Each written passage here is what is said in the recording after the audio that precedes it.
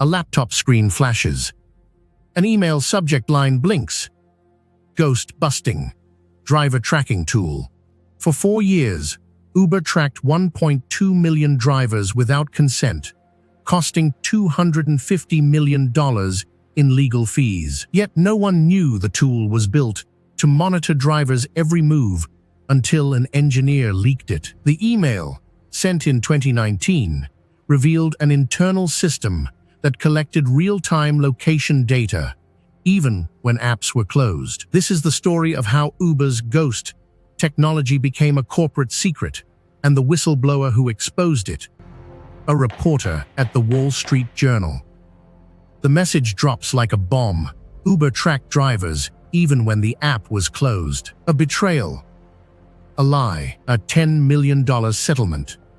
The stakes: Uber's largest privacy-related payout, shaking Silicon Valley. The personal angle: Joseph R. Schneier, a former security engineer, leaked documents revealing ghost busting, implicating a team once united by trust. The context: 2016. The Wall Street Journal exposed Uber's covert tracking.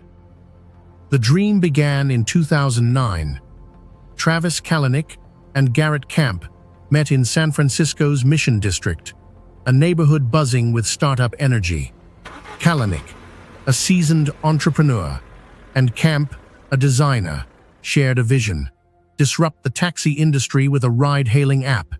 They coded in a cramped garage, fueled by coffee and ambition. The early team, engineers, designers, and hustlers, worked late nights, their laptops glowing like lanterns in the dark. Kalanick's leadership was relentless, his mantra: move fast and break things.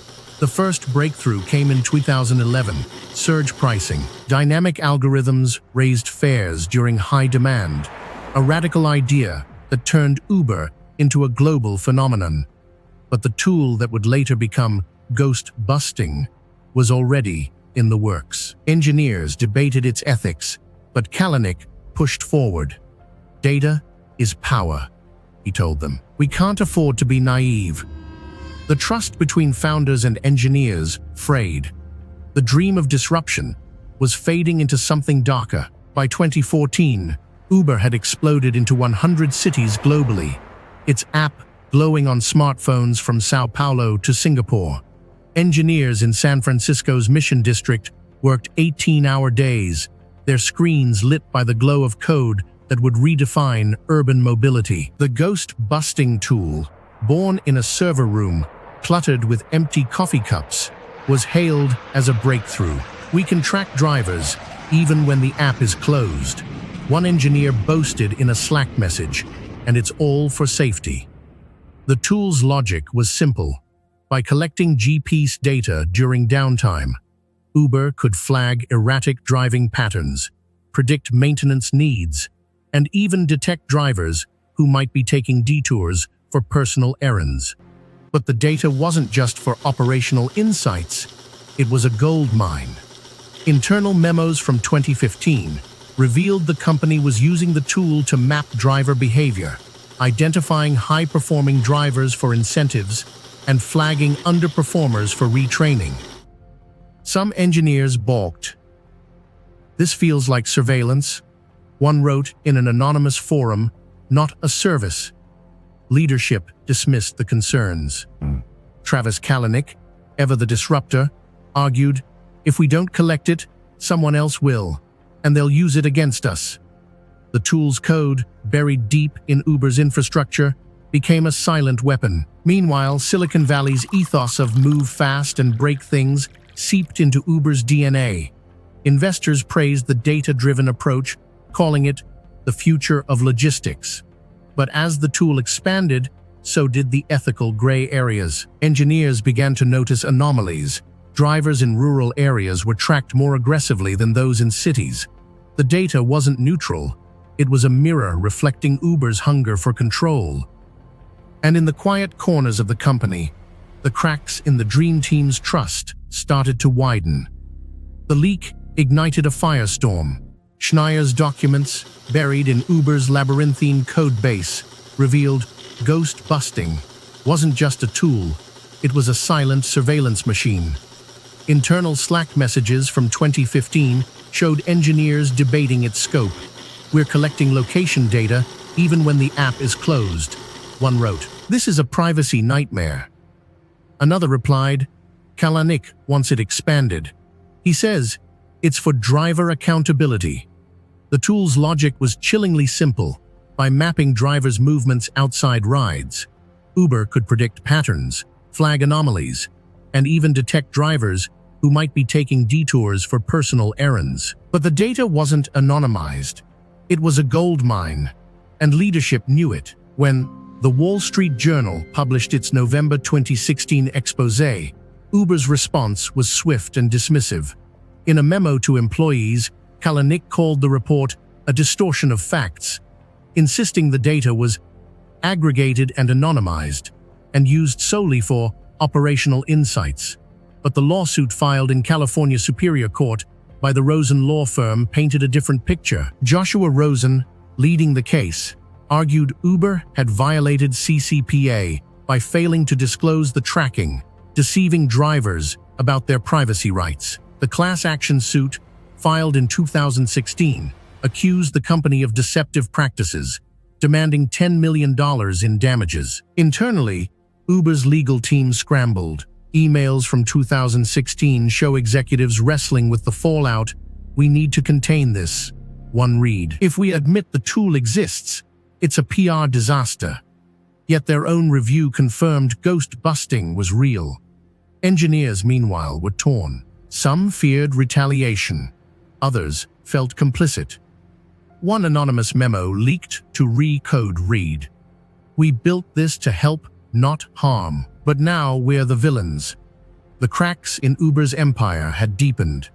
What had begun as a tool for efficiency had become a weapon of deception, a betrayal of trust that would reverberate far beyond the garage where it all started. The legal battle reached its climax in 2019, when Uber agreed to a $10 million settlement to resolve the class action lawsuit, a record-breaking payout for a privacy-related case in U.S. history. The Rosen law firm, led by Joshua Rosen and David K. Rosen, secured the agreement after years of litigation, forcing Uber to admit no wrongdoing but agreeing to sweeping reforms. The settlement required Uber to overhaul its data practices, including ceasing location tracking of drivers when the app was closed, a direct response to the ghost-busting tool that had sparked the scandal.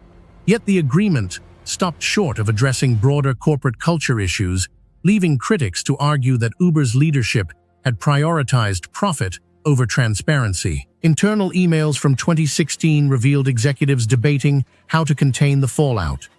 "If we admit the tool exists, it's a PR disaster," one memo read, while another warned, "We need to contain this." Uber's legal team had initially dismissed the allegations, claiming the data was aggregated and anonymized and used solely for operational insights. But the lawsuit's core argument, Uber's violation of California's Consumer Privacy Act, had struck a nerve. The Rosen law firm argued that drivers had been deceived into believing their data was protected, a claim backed by Schneier's leaked documents. The settlement's terms, however, did little to mend trust. Drivers received minimal compensation, and Uber's reforms were limited to policy updates, not systemic change. The case became a landmark in privacy law, influencing state-level legislation and prompting stricter scrutiny of tech companies' data practices. Yet for the engineers who had once coded in the Mission District's garages, the betrayal felt personal. One anonymous memo leaked to Relaunch Code in 2016 read, "We built this to help, not harm, but now we're the villains." The legal war had ended, but the scars on Silicon Valley's trust in innovation remained. The fallout from the ghost-busting scandal rippled far beyond Uber's boardrooms, reshaping the very fabric of Silicon Valley's relationship with data privacy. In the years following the 2019 settlement, Lyft and other ride-hailing platforms seized on the erosion of trust, positioning themselves as alternatives with stricter privacy policies. By 2021, Lyft had overtaken Uber in several major U.S. cities, a direct consequence of drivers and passengers seeking companies they perceived as more transparent. Meanwhile, California lawmakers, emboldened by the case, pushed for sweeping amendments to the CCPA, mandating explicit opt-in consent for data collection and stricter penalties for violations. The ghost-busting scandal became a textbook example of how corporate negligence could catalyze legislative change, with Uber's $10 million payout serving as a cautionary tale for other tech giants. Dara Khosrowshahi, who took the helm as Uber's CEO in 2017, made transparency a cornerstone of his leadership. In a 2020 town hall, he addressed drivers directly, acknowledging the company's past missteps. "We built this empire on trust, and for a time, we forgot what that meant," he said, his voice steady but somber. Under his tenure, Uber overhauled its privacy policies, introducing features like location off switches and third-party audits to verify compliance. Yet the damage to Uber's reputation lingered. A 2022 survey by the Pew Research Center found that 68% of Uber drivers still distrusted the company's handling of their data, a stark contrast to the 2016 era when the app was hailed as a disruptor. The case also left a lasting imprint on the legal landscape. In 2023, the California Privacy Protection Agency cited Uber's 2016 practices as a precedent in a landmark ruling against Meta, reinforcing the power of class action lawsuits to hold tech companies accountable. But for the engineers who had once coded in the Mission District's garages, the betrayal felt personal. One former Uber engineer, speaking anonymously to The Verge in 2024, reflected, "We built tools to make the world better, not to weaponize data." That's the lesson. Innovation without ethics is just another form of exploitation.